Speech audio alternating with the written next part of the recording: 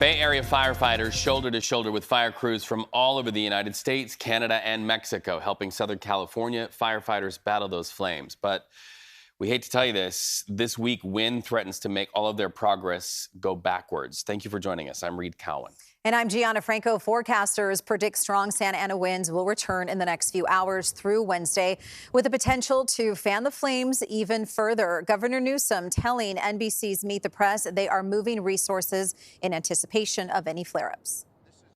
We've got peak winds on Monday. We're going to see 50-plus mile-an-hour gusts, subject to change. So now we're pre-positioning assets, and we're pre-positioning them not just here in the theater, those existing 5+ fires, but now broadening that to a number of other counties and moving farther south with some of those resources in anticipation we could see some flare-ups in new places, new starts. Let's get you updated on some of the latest numbers for the fires. The fires have scorched more than 62 square miles.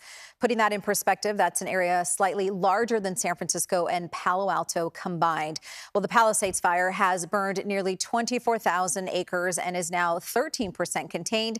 The Eaton fire has burned more than 14,000 acres with 27% containment. So the death toll this morning in Los Angeles is at 24. The Eaton fire took the lives of 16. The Palisades fire took 8 lives. At least 16 more are missing amidst 10,000 structures incinerated. 150,000 people this very morning waking up in shelter out of their homes under evacuation orders all across LA County. Governor Newsom also went on to say he thinks the Los Angeles wildfires will be the worst natural disaster in U.S. history.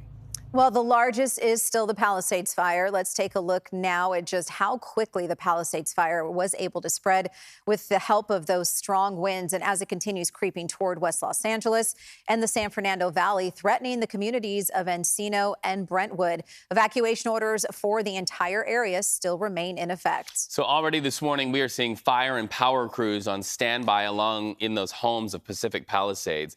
Barry Pinter is there this morning to show us.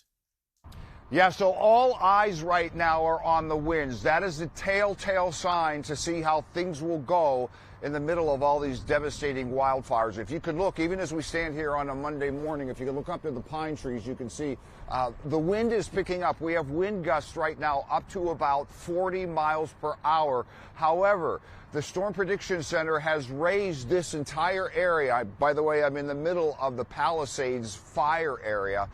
To an extremely critical, a 3 out of 3, because starting tomorrow, we're expecting wind gusts up to about 70 miles per hour, between 40 and 70 miles per hour.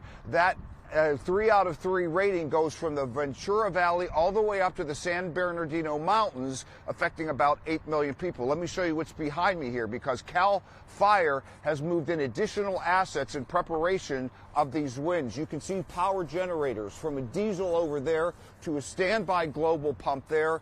LA water and power trucks here manning these things. Massive hoses coming out of fire hydrants.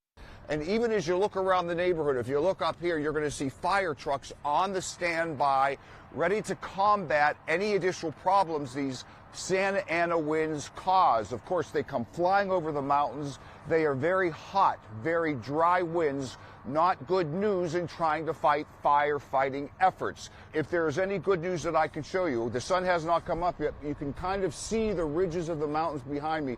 We are not seeing any bursts of fire or any glow. So a lot of good progress in terms of fighting the fire, because winds were calm over the weekends. There was a massive aerial assault going all throughout this area, trying to combat any more spread. And as you heard from the numbers I just gave you, pretty good. But the bottom line, all of these neighborhoods in this entire area, we're in the Mandeville Canyon area here, and all throughout the Palisades fire do remain under mandatory evacuation. Residents are not allowed back in. We will know much more in the days ahead as these Santa Anas come and as the all-out assault and putting out these fires continue.